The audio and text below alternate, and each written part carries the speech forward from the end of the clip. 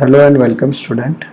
Class 7th उसका social science उसके geography का हम फर्स्ट चैप्टर कर रहे हैं जिसका नाम है आवर इन्वायरमेंट। क्या नाम है?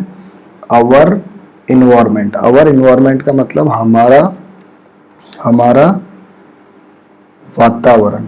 आवर इन्वायरमेंट का मतलब हमारा वातावरण। और वो वातावरण कैसा है? नेचुरल भी है, प्राकृतिक भी है और ह्यूमन मेड यानी हमारे इंसानों के द्वारा बनाया हुआ भी है। ठीक है, तो हम चैप्टर का नाम है आवर इन्वायरमेंट के बारे में पढ़ेंगे जो नेचुरल भी है और प्राकृतिक भी। तो हम चैप्टर को शुरू करेंगे। सबसे पहला वर्ड आता है व्हाट इज एनवायरमेंट। हमारा इन्वायरमेंट क्या है? इन्वायरमेंट क्या है? The term environment means, environment जो वर्ड है इसका मतलब है सराउंडिंग और कंडीशन, यानी वो आसपास का इलाका और वह condition with in which a person, जिसके अंदर एक पर्सन यानी एक आदमी, एनिमल यानी जानवर और ए प्लांट एग्जिस्ट यानी एक प्लांट जीवित है, एक जानवर भी जीवित है, एक आदमी भी जीवित है। तो उसके आसपास का जैसा वातावरण है और जिस तरह की वहां की परिस्थिति है वही उसका क्या हो जाएगा? इन्वायरमेंट। जैसे आज हम यहाँ रह रहे हैं तो यहाँ की जो परिस्थिति है वो हमारा इन्वायरमेंट। एक बर्फीले जगह पे कोई आदमी रह रहा है, वहां की जो परिस्थिति है वो उसका क्या है? इन्वायरमेंट। जो लैंड में रह रहा है उनका इन्वायरमेंट अलग है, जो वाटर में रह रहे हैं उनका इन्वायरमेंट अलग है। Air together with all living organism like plant and animal make up our environment. यानी इन्वायरमेंट बनाने के लिए हमें लैंड की जरूरत है, एयर की जरूरत है, वाटर की जरूरत है, प्लांट की जरूरत है, एनिमल्स की जरूरत है। ये सब मिलाकर हमारा क्या बनाते हैं? वातावरण बनाते हैं। Our environment is made up of different component. हमारे जो इन्वायरमेंट है वो अलग अलग भागों से मिलकर बने हुए। They can be classified into two broad groups. अगर हम इसको दो बड़े भागों में बांटना चाहें, अगर हम दो बड़े भागों में, छोटे तो अभी हम बांटेंगे, दो बड़े भागों में अगर बांटना चाहे तो दो तरह के इन्वायरमेंट है। एक तो प्राकृतिक नेचुरल और दूसरा क्या है? ह्यूमन यानी इंसानों के द्वारा बनाया हुआ। तो सबसे पहले हम देखेंगे नेचुरल इन्वायरमेंट क्या है। Natural environment include N organisms physical and biological environment. यानी नेचुरल इन्वायरमेंट के अंदर क्या इंक्लूड होते हैं? इंक्लूड का मतलब क्या उसके अंदर आते हैं। तो उसके अंदर क्या आते हैं? एक तो फिजिकल और बायोलॉजिकल इन्वायरमेंट। अब फिजिकल इन्वायरमेंट क्या है? अब आप सोचोगे कि सर फिजिकल इन्वायरमेंट क्या है और बायोलॉजिकल। अभी तो आपने बता दिया कि नेचुरल इन्वायरमेंट के अंदर दो इन्वायरमेंट आते हैं, एक तो फिजिकल भी आता है और एक बायोलॉजिकल भी आता है। तो ये फिजिकल क्या है? तो physical environment comprise of the non living things. यानी फिजिकल इन्वायरमेंट के अंदर क्या आते हैं? सारे नॉन लिविंग थिंग्स। क्या आता है? नॉन लिविंग थिंग्स और अबायोटिक कंपोनेंट। और या तो उसको हम क्या बोलते हैं? अबायोटिक भी बोलते हैं। यानी इसी फिजिकल इन्वायरमेंट को क्या बोलते हैं? अबायोटिक भी बोलते हैं। तो उनमें क्या क्या आएंगे? एक तो हमारे आसपास का लैंड, जमीन, पानी, हवा, ये सारे नॉन लिविंग है और ये हमारे फिजिकल इन्वायरमेंट है। It is also known as the habitat of organism. और इन्हीं को हम क्या बोलते हैं? हमारा हैबिटेट भी बोलते हैं कि इन्हीं की वजह से आज हम इस पृथ्वी पर है। लैंड है, एयर है, वाटर है, इसी के कारण आज हम इस पृथ्वी पर जिंदा है। इसीलिए ये हमारा क्या हो जाएगा? हैबिटेट भी हो जाएगा। फिर अगला है बायोलॉजिकल इन्वायरमेंट। अगला कौन सा है? बायोलॉजिकल। इसको क्या बोलते हैं? बायोटिक। यानी नॉन लिविंग वाले को तो बोलते हैं अबायोटिक और लिविंग वाले को क्या बोलते हैं? बायोटिक। ठीक है, और उसके अलावा इसको फिजिकल बोलते हैं, इसको क्या बोलते हैं? बायोलॉजिकल। क्योंकि हम लिविंग ऑर्गेनिज्म है इसीलिए हम बायोलॉजी, आपने साइंस में सुना होगा ना बायोलॉजी। बायोलॉजी में किसकी स्टडी की जाती है? लिविंग ऑर्गेनिज्म की क्या की जाती है? स्टडी की जाती है, इसीलिए वो क्या है? बायोलॉजिकल है। ठीक है, तो हमें ये ध्यान रखना है कि लिविंग वाले में क्या आएंगे? प्लांट आएंगे, एनिमल्स आएंगे और फिर क्या आएंगे? Microbial organism. यानी ऐसे छोटे छोटे ऑर्गेनिज्म वो भी क्या आएंगे? इसी में आएंगे। किसमें? Micro organism. ठीक है, तो हमें ध्यान रखना है दो नेचुरल इन्वायरमेंट दो टाइप से बने हुए हैं। एक तो है फिजिकल और बायोलॉजिकल। फिजिकल को क्या बोलते हैं? अबायोटिक भी बोलते हैं, जिसके अंदर लैंड, वाटर और एयर और बायोलॉजिकल को बायोटिक बोलते हैं, जिसमें क्या आएगा, प्लांट, एनिमल और माइक्रो ऑर्गेनिज्म। अगला आता है ह्यूमन इन्वायरमेंट, यानी पहले हमने नेचुरल पढ़ लिया, अब इंसानों के द्वारा बनाया गया environment. Is formed by human being, इसको किसने बनाया, ह्यूमन बीइंग्स, यानी हम इंसानों ने बनाया। हिज क्रिएशन, यानी ये हमारी क्रिएशन है। क्रिएशन का मतलब हमारी उत्पत्ति है, हमने बनाया। जैसे रोड, ब्रिज, बड़े बड़े ब्रिज बनाए ना हमने, रोड बनाए। एंड द सोशल, हमने समाज बनाया, हमारे इकोनॉमिक यानी आर्थिक रूप से बनाया। राजनीति, पॉलिटिकल बनाया हमने। And other condition in which he live, ये सारी कंडीशन जिसमें हम रहते हैं। हम एक समाज में रहते हैं, हमारी एक आर्थिक स्थिति है, हमारी एक राजनीतिक स्थिति है, इन सब के बीच में हम रहते हैं। तो ये हमारा कौन सा इन्वायरमेंट हो जाएगा, ह्यूमन इन्वायरमेंट हो जाएगा। The physical and biological environment are inter related. Inter related का मतलब होता है उनके बीच में आपसी संबंध होता है। ये जो फिजिकल इन्वायरमेंट है और जो ये बायोलॉजिकल इन्वायरमेंट है, ये एक दूसरे से क्या आपसी संबंध रखते हैं, यानी एक दूसरे के बिना ये, जैसे हम लोग एयर है, लैंड है, और फिर हमने देखा कि बायोलॉजिकल में कौन है, प्लांट है, फिर क्या है, एनिमल्स है, ठीक है। तो इनके बीच में आपसी क्या है, संबंध है, ये एक दूसरे से क्या है, रिलेटेड है। There is constant integration, interaction between the two in the form of transfer of energy and matter, और लगातार इनके बीच में क्या हो रहा है, आदान प्रदान हो रहा है। इंटरेक्शन का मतलब आदान प्रदान हो रहा है, और वो एक दूसरे को ट्रांसफर कर रहे हैं, अपनी एनर्जी भी ट्रांसफर कर रहे हैं और अपने पदार्थ को भी वो क्या कर रहे हैं, ट्रांसफर कर रहे हैं। The biotic and abiotic element of the environment are dynamic in nature and any change in one is bound to create a change in other. यानी ये जो हम बायोटिक और अबायोटिक इन्वायरमेंट की बात कर रहे हैं, है ना, ये डायनामिक है। डायनामिक का मतलब ये रुका हुआ नहीं है, ये लगातार चलने वाला है। डायनामिक वर्ड होता है जो लगातार चलने वाला है और एक दूसरे से जुड़ा हुआ है। अगर एक में कोई चेंज आता है तो वो क्या आएगा, चेंज इन अदर, यानी अगले में भी वो क्या लाएगा, चेंज लाएगा। अगर हवा में कोई चेंज आएगा, पानी में कोई चेंज आएगा, तो उनके ऊपर जो डिपेंड है हमारे अंदर भी वो क्या आएंगे, चेंज आएंगे। तो सबसे पहले हम पढ़ना है नेचुरल इन्वायरमेंट। अब डिटेल में पढ़ना है नेचुरल इन्वायरमेंट क्या है। We live on the earth, हम जानते हैं कि हम अर्थ में रहते हैं, which is one of the 8 planet of the sun. जो सूरज के जितने भी 8 प्लेनेट है जो आपने याद किए होंगे पहले भी, Mercury, Venus, Earth, Mars, Jupiter, Saturn, Uranus, Neptune, ये 8 प्लेनेट है। उसमें से अर्थ भी एक प्लेनेट है। with its varied surface feature our earth stand apart from all other planet। और हम जानते हैं कि अर्थ के अलग अलग फीचर्स यानी अलग अलग गुण होने के कारण अर्थ बाकी सब प्लेनेट से बिल्कुल अलग है, क्योंकि हम जानते हैं कि अर्थ में ही लोग रह सकते हैं और जीवन है, जहां पे लोग जिंदा रह सकते हैं वो एक ही प्लेनेट है। वो कौन सा प्लेनेट है, Earth. But what makes it unique among all the planet is that it harbors life exists on the earth is countless form including human। ये अर्थ को एक यूनिक प्लेनेट कौन बनाता है, यूनिक का मतलब एक ऐसा प्लेनेट जो सबसे अलग है, वो कौन बनाता है, लाइफ, क्योंकि यहाँ पे जीवन है। और ये लाइफ क्या है, काउंटलेस फॉर्म है। काउंटलेस का मतलब जिनको हम गिन नहीं सकते, इतने प्लांट है, इतने माइक्रो ऑर्गेनिज्म है, इतने काउंटलेस है, और उनमें से एक लाइफ क्या है, ह्यूमन बीइंग्स भी अर्थ में रहता है। No other planet is known to provide condition favourable to life. इस पूरे पृथ्वी पर या इस पूरे ब्रह्मांड में, यूनिवर्स में ऐसा कोई भी प्लेनेट नहीं है अर्थ को छोड़कर जहां पे क्या हो, जीवन हो।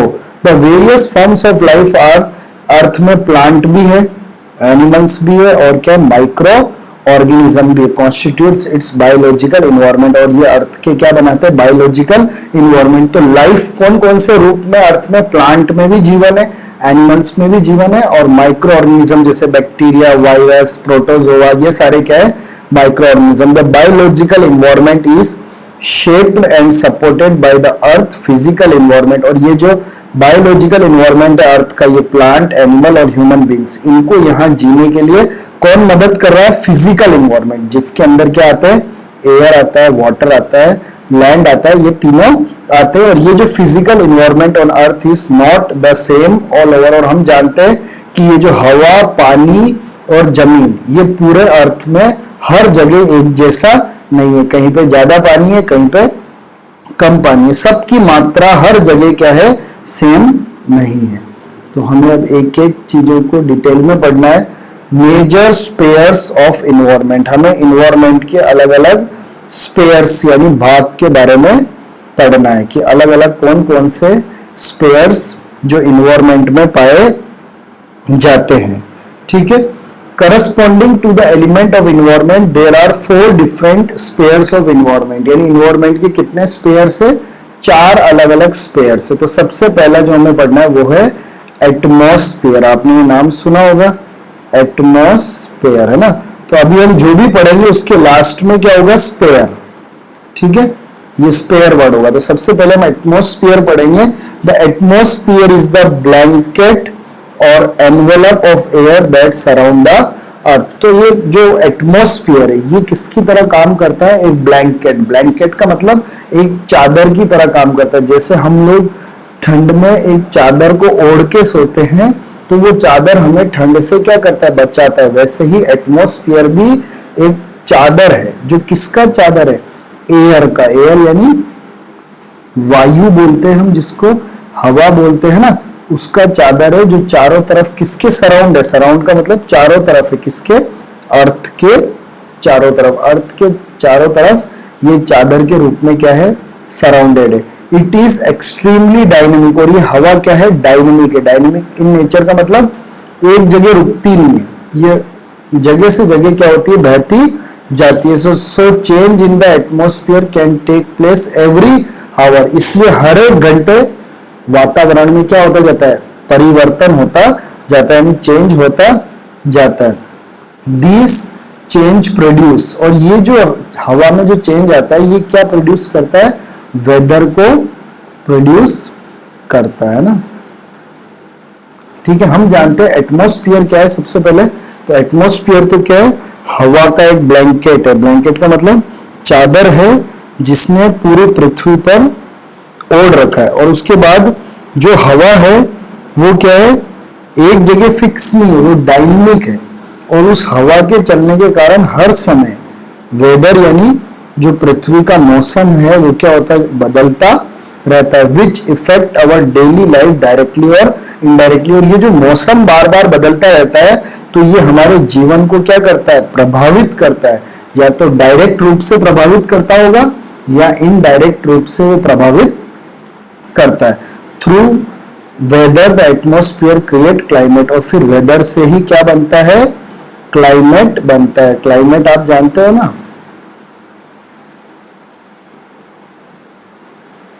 The climate affect the various process that operate on. और आप जानते हो कि क्लाइमेट ही हर एक प्रोसेस को क्या करता है? चेंज करता है। जैसे हमने पढ़ा कौन कौन से क्लाइमेट है आपके देश में, हम पढ़ते हैं ना, तो अलग अलग तरह की क्लाइमेट है ना। सर्दी है, गर्मी है ना, और उसके बाद बरसात है, रेनी सीजन है ना। तो हर सीजन के अनुसार हम लोगों को बदलना पड़ता है क्योंकि हर सीजन का एक अलग टाइम होता है और हर सीजन में हमें अलग अलग हिसाब से काम करना पड़ता है। तो इसीलिए हर सीजन का जो ऑपरेशन है वो क्या होता है? चेंजेस होता है।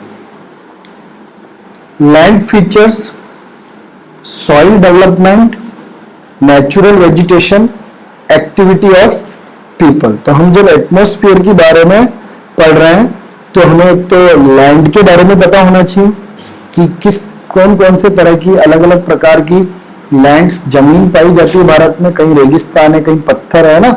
सॉइल कैसे डेवलप हुआ, यानी मिट्टी, अलग अलग तरह की मिट्टियां पाई जाती है इंडिया में। नेचुरल वेजिटेशन, यहाँ पे किस तरह के प्लांट उगते हैं। एक्टिविटीज ऑफ पीपल, और यहाँ के लोग किस तरह का काम करते हैं।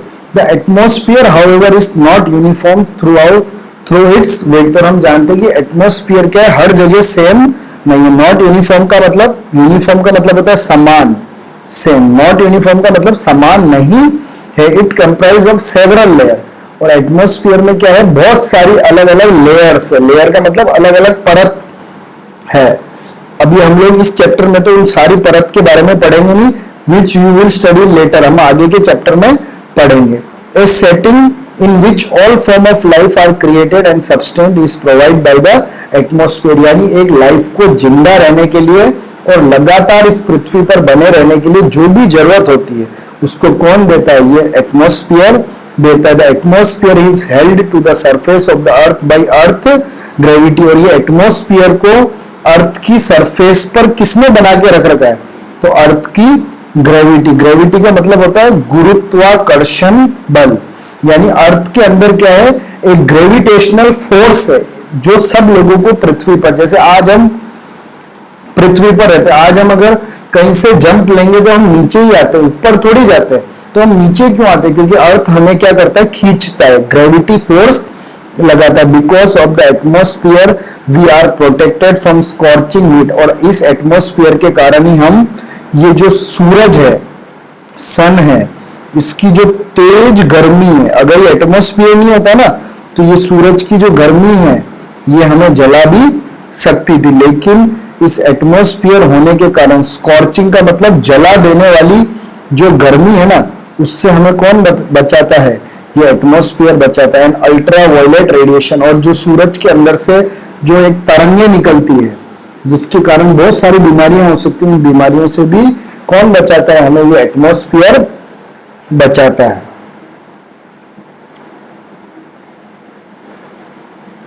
उसके बाद है ह्यूमन एंड एटमॉस्फेयर, इंसान और atmosphere. The atmosphere is essential for every existence of life. हम जानते हैं कि इस पृथ्वी पर अगर किसी को भी जिंदा रहना है या कोई भी लाइफ हो, जैसे प्लांट हो, माइक्रो ऑर्गेनिज्म हो या इंसान हो, इन सबको किसकी जरूरत है, एटमॉस्फेयर की जरूरत है।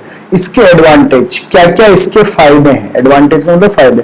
The atmosphere serve to regulate the temperature on the earth, ये एटमॉस्फेयर अर्थ में तापमान को मेंटेन करने के लिए मदद करता है। तापमान को मेंटेन करने में कौन मदद करता है, एटमॉस्फेयर, पहला काम।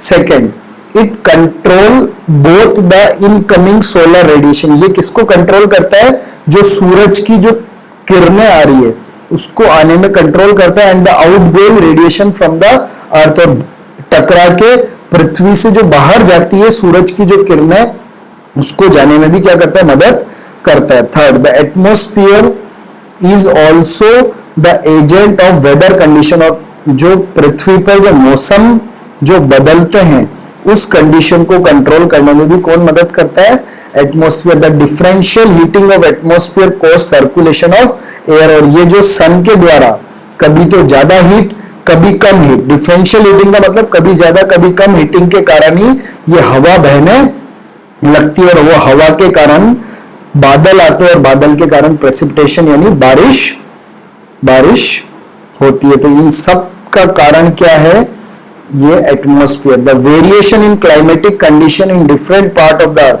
अर्थ के अलग अलग भागों में अलग अलग क्लाइमेट रहता है ना, अलग अलग मौसम रहता है, ये भी किसके कारण होता है, एटमॉस्फेयर के कारण। Give rise to diversity of plant and animal, इसी के कारण अर्थ में विभिन्न प्रकार के क्या पाए जाते हैं, प्लांट और एनिमल्स पाए जाते हैं। तो इन सब का कारण क्या है, अर्थ का एटमॉस्फेयर, और ये एटमॉस्फेयर की वजह से ही आज हम इस पृथ्वी पर क्या है, जीवित है। तो अलग अलग स्पेयर हम पढ़ेंगे, उसमें सबसे पहला स्पेयर क्या था, एटमॉस्फेयर, और ये एटमॉस्फेयर बहुत ही क्या है, इंपॉर्टेंट है, और इसी के कारण हम आज पृथ्वी पर क्या है, जीवित है।